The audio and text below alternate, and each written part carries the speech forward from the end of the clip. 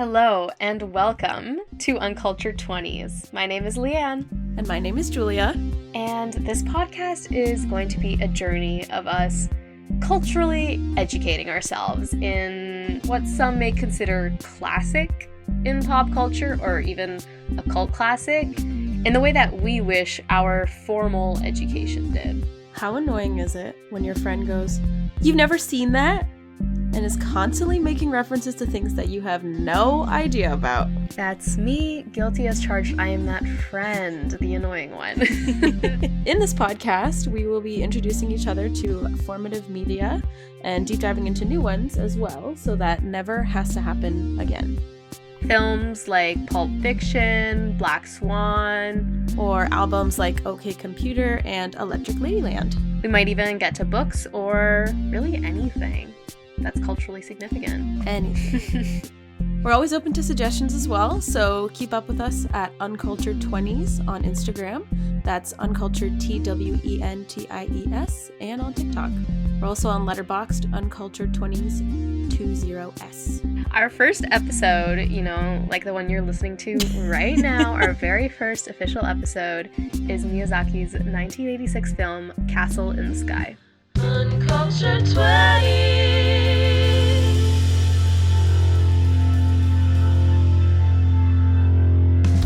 So just so you know who's the lovely face behind this podcast, it's actually Julia who has the lovely face, not me.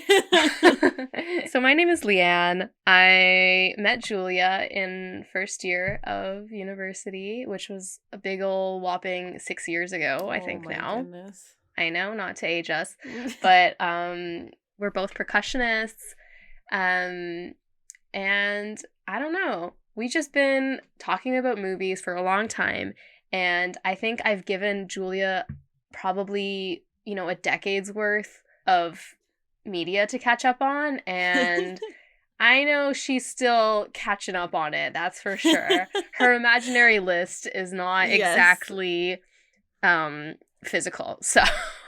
Hey, it's coming along. I'm trying to catch up on everything. Leanne definitely is that friend who in the middle of a conversation just goes, "Oh, have you seen this movie or have you seen this?" And I feel like I always am saying no.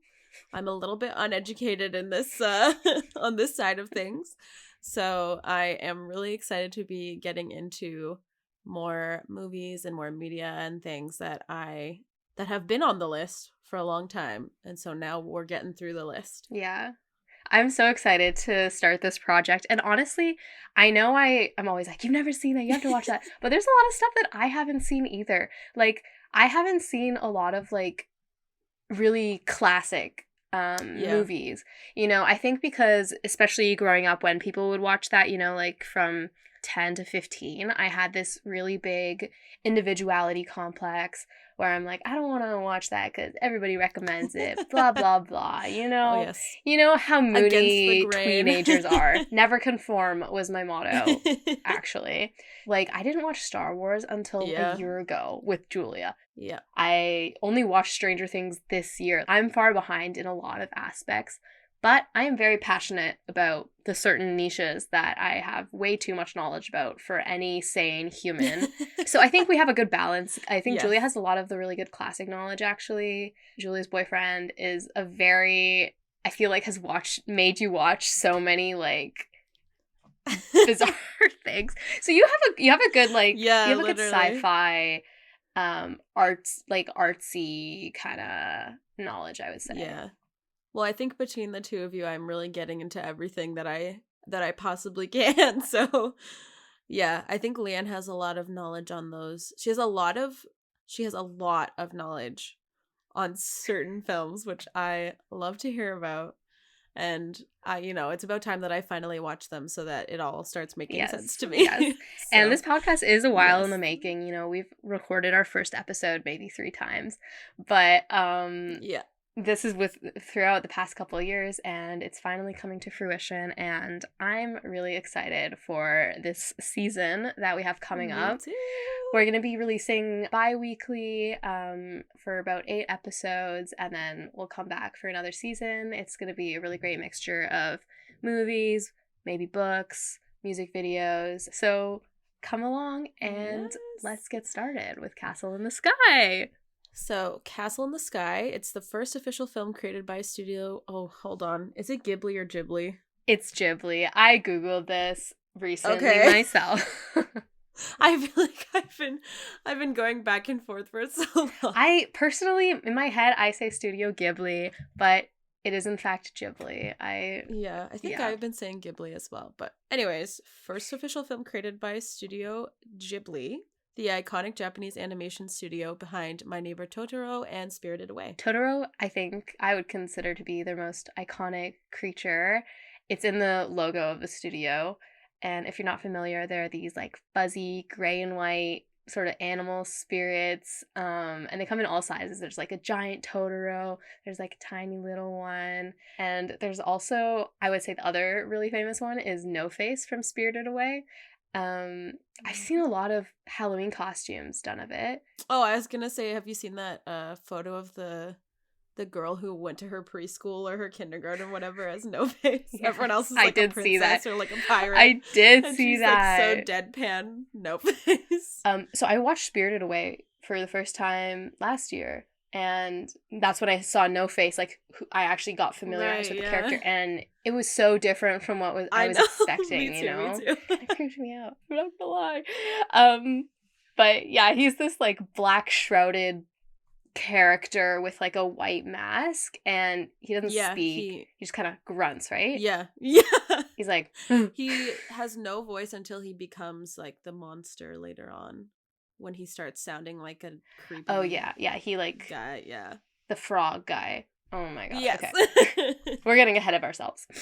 But there are some really, really great characters. It's kind of a mix of like humans and animal spirits, and I would say that they all take place in the same world. Would you say that? Yeah, I think so. There's a lot of consistency across those films, which makes it really visually appealing, as well as like you just want to keep watching them because you're like, oh yeah, it's a familiar feeling.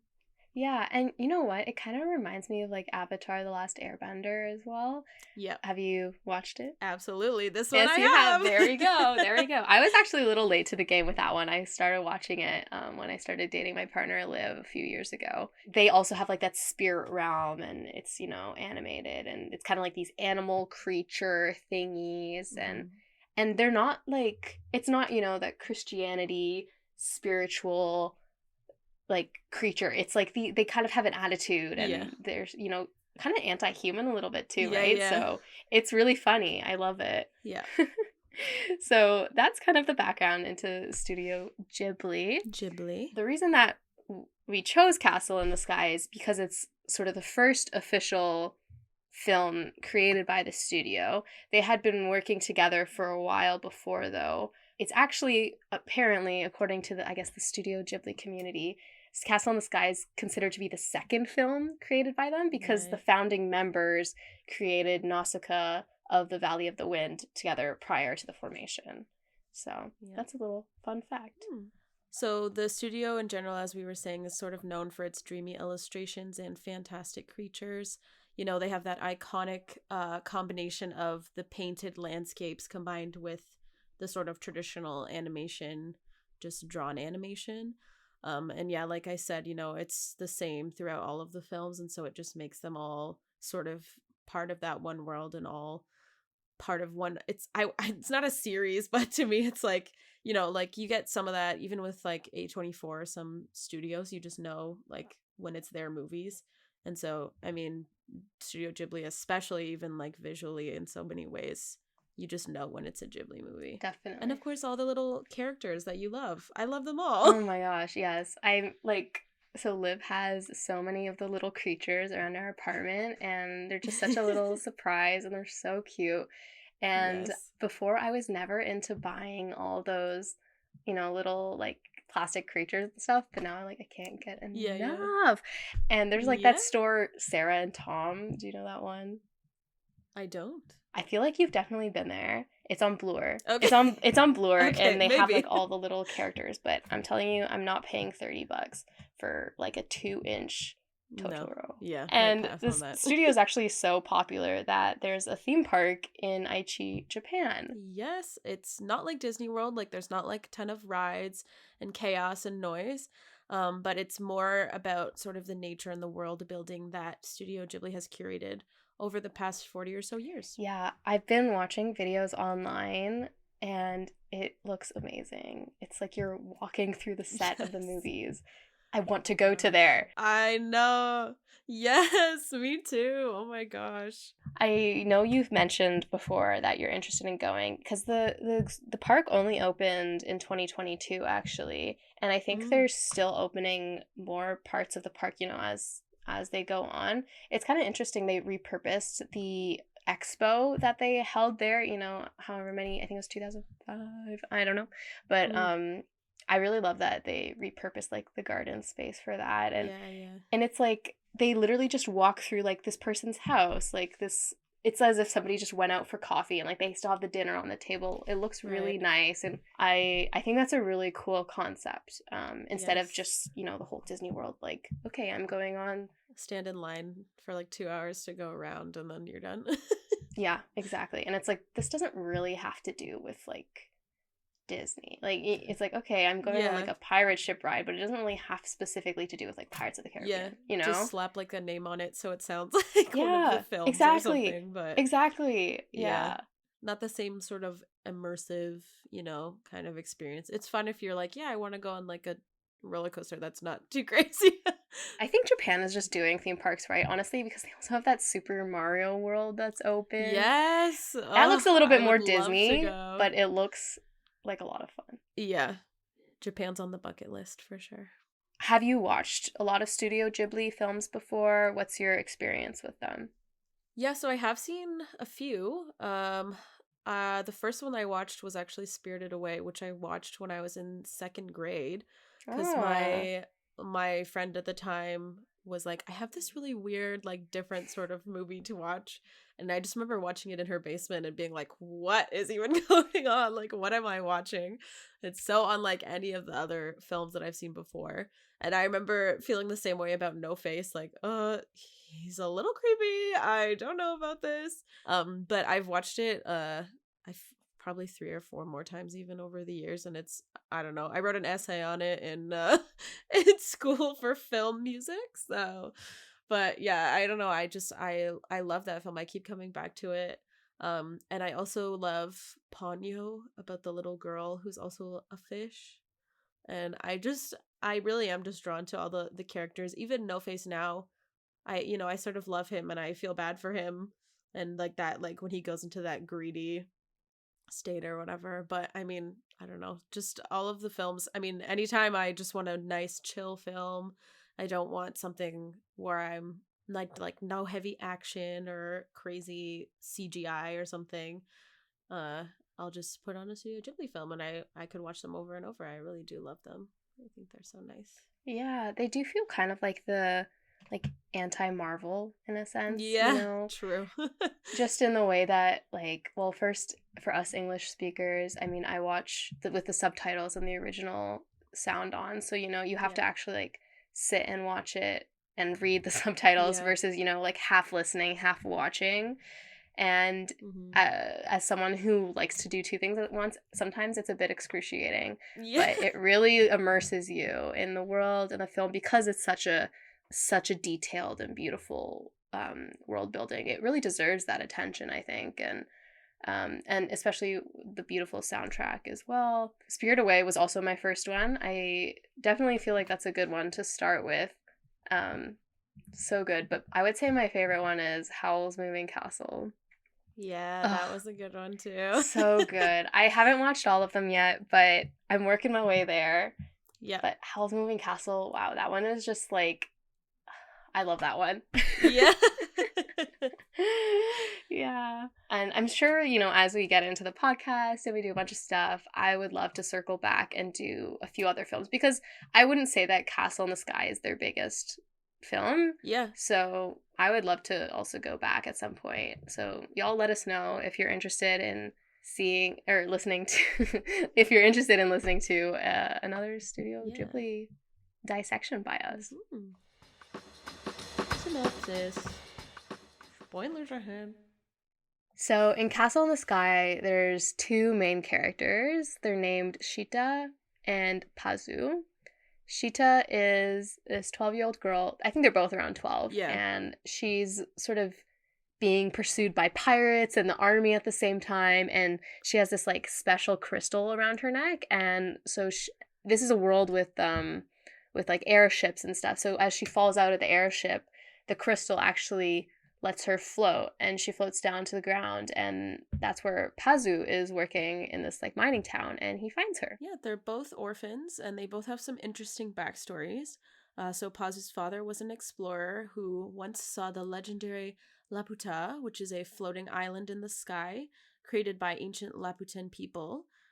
They basically were more advanced than humans, or they are humans. They were just more advanced. They had superior technology, and they could manipulate these crystals, like the stone that Sheeta has around her neck while she's falling.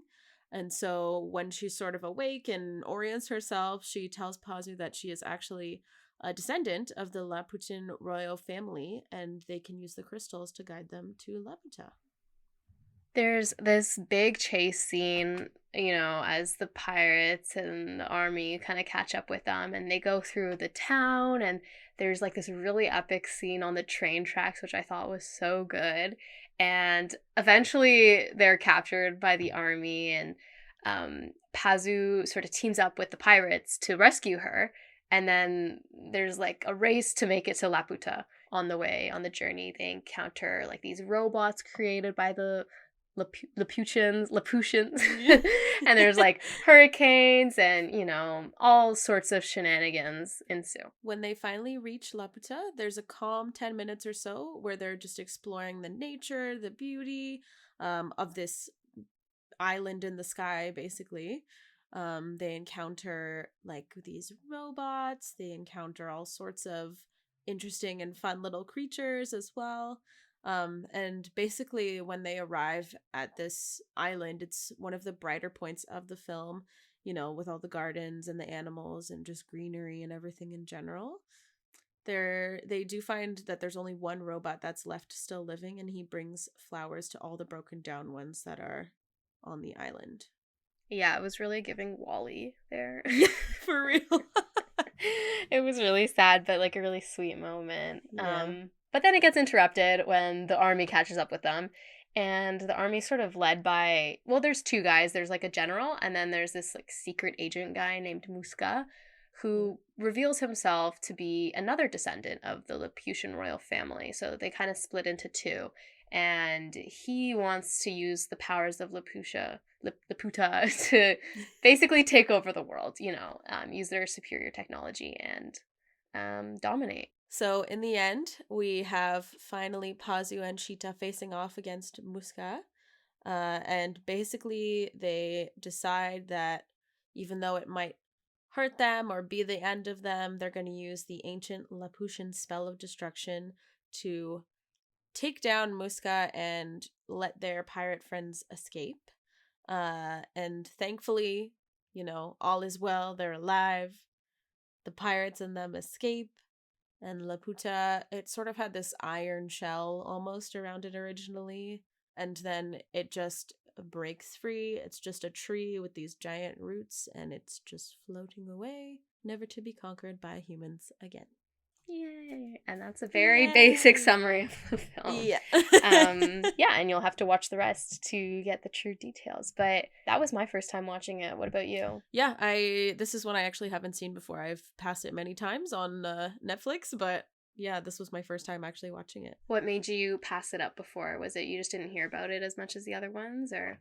I think so. Like, I remember trying to find a film, and I'm thinking Studio Ghibli film, and I see Castle in the Sky, which I hadn't honestly heard of, because I've heard of Howl's Moving Castle, and so that's the one that I'm more familiar with. And I end up watching Princess Mononoke because I was like, oh, there's like a wolf and like a princess, blah, blah, blah. So yeah, it just wasn't even on my radar. So I was going for more of the well-known films, but this was a really interesting one. I'm glad that I Yeah. could watch it. I thought it honestly, it had a really different tone, I think, than a lot of the other Studio Ghibli films. Like, it's in a mining town, so it's really dark, and it's not until you get to, and maybe that's the point, it's not until you get to the island that everything is green and colorful. Or at least the ones that I've seen, the Studio Ghibli films that I've seen, they're really colorful and bright and a little bit more playful. And this one, it has its playful moments, but it's kind of it's a darker tone, and I think you can also tell it's a little bit older than the rest of the films. It's from 1986. I kind of loved that, though. I loved that it's kind of from that in between stage of, like, because it's illustration, it flows a little better, but you could definitely still see, like, the sort of rudimentary 80s animation or sound or special effects. Yeah. Yeah, so when I was watching this film at the beginning, I was sort of thinking that it did have such a different feeling to some of the other Ghibli films I've watched, even just in the sort of fantastical nature of things. Like, of course, you have her, like, the stone and, like, the floating and the magic there, but if I'm thinking of Ponyo, it's like a girl that turns into a fish, or in Princess Mononoke, you have the forest spirit and all of these animals that are speaking and all of these things. And so at first I was like, oh, it's kind of missing that, like, almost that, like, like character animal element that the other ones I found, like, at least that I feel they had. Even in Spirited Away, right away you're introduced to that fantastical other world. And so it was sort of a slow burn to get there in this film, because you don't get to that fantastical world until over halfway through the movie. But I thought that was definitely an interesting contrast to the later films that we would see, where, right from the beginning, it's like, oh my gosh, we're definitely in a different world. Like, we're in a spirit world or doing whatever. So I thought that was interesting too. I thought that was definitely something different, which I didn't mind. It's funny because this one comes before so many other films, but I just saw so many, like, references almost, which, I'm about to basically encapsulate the point of the whole podcast by referencing a bunch of other things. But, at the beginning, with when she drops from the sky, it reminds me of, have you seen Stardust? Have not.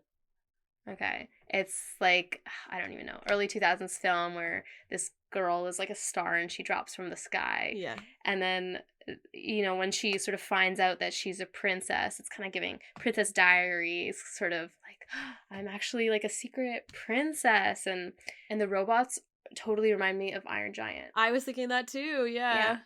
Yeah. Definitely. And, I mean, obviously it's working backwards, so I could see how this really influenced a lot of, future filmmakers, because I do think that Studio Ghibli is, like, really influential to a lot of filmmakers that we watched growing up. Yeah, definitely.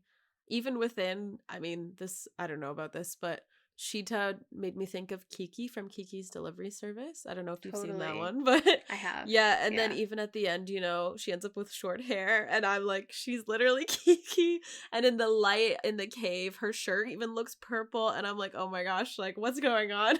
I'm getting flash forwards to Kiki's Delivery Service. And they're like, the little creatures, like the little fox guys, look like Pokemon. Yeah. Like, on, right? I know. Okay. But Pokemon, I don't even know when Pokemon came out. Was it the same time? It was like the 80s? I I'm don't not even sure. know. Let me Google one Pokemon. Pokemon.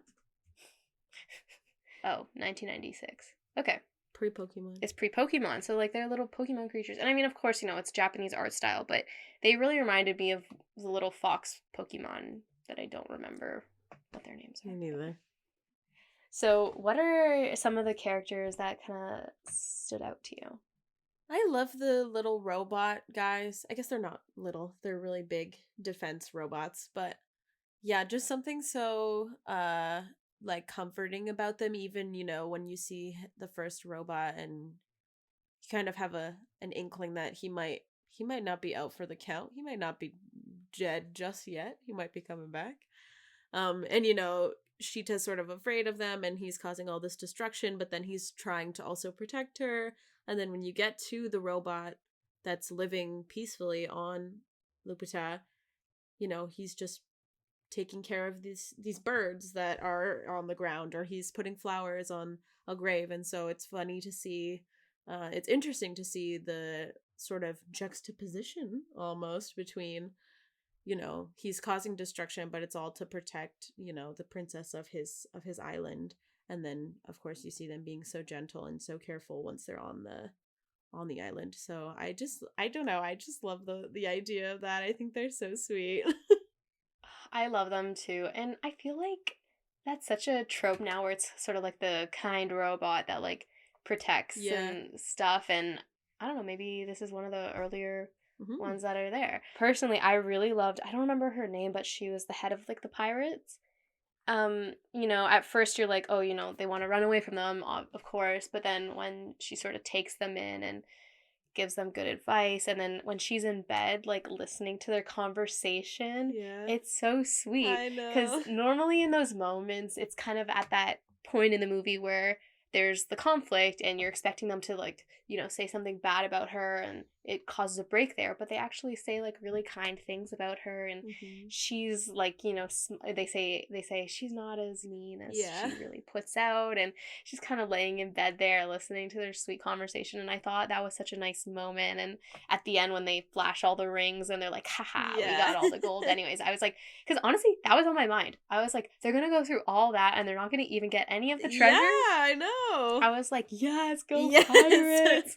Yeah, it's funny, it turns around and suddenly you want them to succeed. Yeah, because they're like the first villain, and then now they're like, by the end they're like, oh, they're your friends. You realize the government is the real villain, as per, no, I'm kidding, don't put that in. So do you think that Castle in the Sky is a good place to start for Studio Ghibli beginners? I don't know if it would be the first one that I would recommend, not because I didn't like the movie a lot, I really did enjoy it.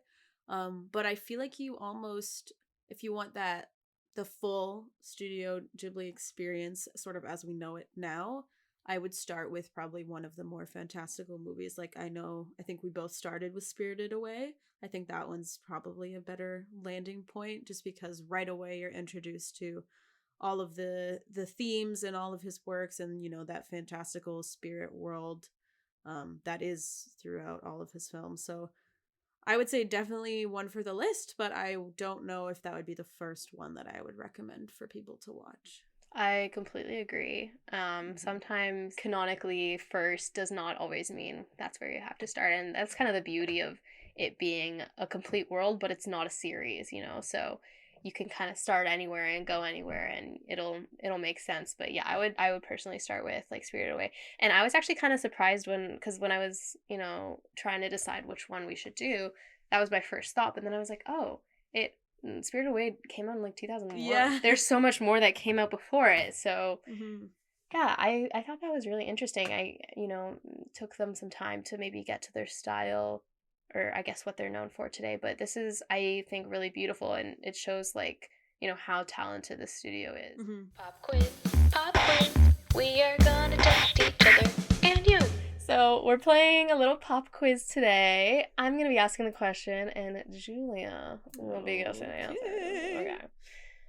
So I have 2 questions today. First one, Laputa is a direct reference from which classic text? A, The Odyssey, B, Gulliver's Travels, or C, Robinson Crusoe? Okay, I want to say Gulliver's Travels. I feel like they mentioned that actually in the film. Could be completely wrong, but I'm gonna go with B for Gulliver's Travels. Yeah! You know, honestly, I don't know too much about Gulliver's Travels or honestly any classic novels, but I didn't realize that Gulliver's Travels was that old. It's actually from like the 1700s, I think. Oh, okay. Yeah, didn't know that. It's like, yeah. It's old. It's old. Okay, second question. Which place inspired the mining town?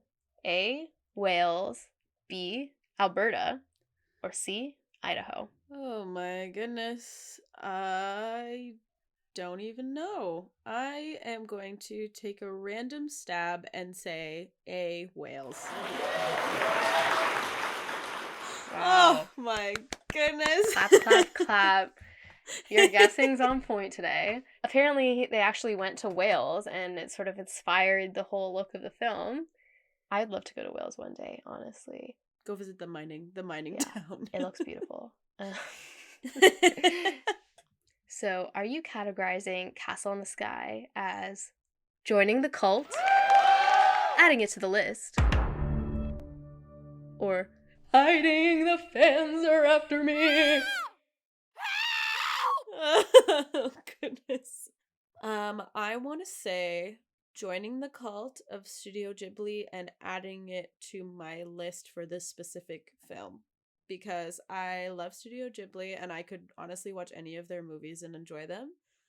This one, I really like this film. I don't know if it's my favorite out of the ones I've seen. But it's still a really good movie. So I would say, yeah, Cult of Studio Ghibli, but for this movie, adding it to the list. I would completely agree and say I'm joining the Studio Ghibli cult. I think I need to go back and do, I still have a few I need to watch and, kind of rewatch. And I'm still not really there in terms of lore, but I like this one a lot. And, maybe getting me back into that sort of calm movie. And, I love that it's for children, but it doesn't mean that you have to be a kid to enjoy it. For children. Yeah, exactly. It makes me want to go to Sarah and Tom and buy a bunch of shit that I don't need. Yeah. So, yep. There we go. And that's it from us. You can connect with us on Letterboxd at Uncultured Twenties. That's 20s to see all the films we covered. Or our Spotify to see our playlists, Uncultured Twenties, TWENTIES for that one. We're also on Instagram at Uncultured Twenties, TWENTIS, and we take a lot of input on there. We'll do some polls, things like that. So if you feel like there's something really iconic that we need to cover, that's definitely where you should go, and we will listen to you. Let us know, yes. Make sure you're subscribed wherever you listen to podcasts so that you're notified whenever a new episode drops, and we're on all the major platforms.